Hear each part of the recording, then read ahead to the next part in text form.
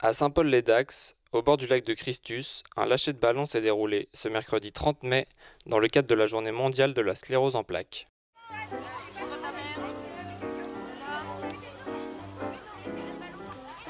Voilà. Venez ici avec les ballons, les petits.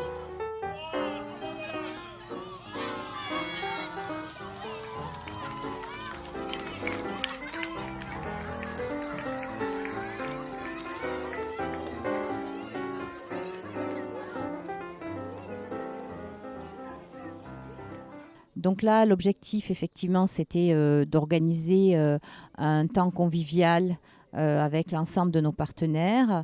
Et ensuite, à 14 heures, on a des enfants donc, du centre de loisirs qui vont nous rejoindre pour pouvoir faire un lâcher de ballon symbolique par rapport à cette maladie. Une maladie invisible qui touche de plus en plus de monde. Alors la sclérose en plaques, c'est une maladie qui affecte le système nerveux central, une maladie auto-immune.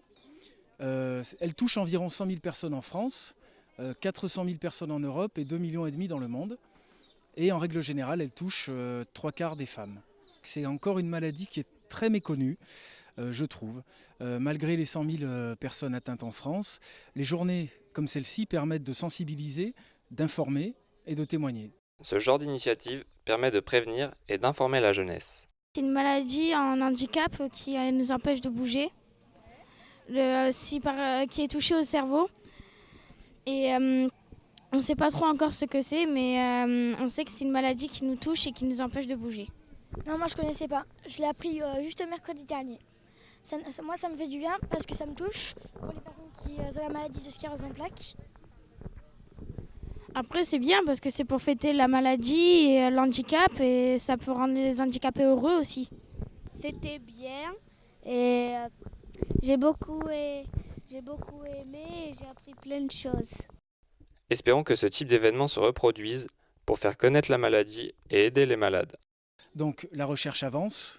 Depuis 10 ans, elle a fait une progression fulgurante, notamment grâce à l'IRM, grâce aux nouveaux traitements qui sont mis sur le marché, pour ralentir la progression de la maladie. Elle est incurable, on ne peut pas la soigner, mais on peut la traiter, on peut la ralentir.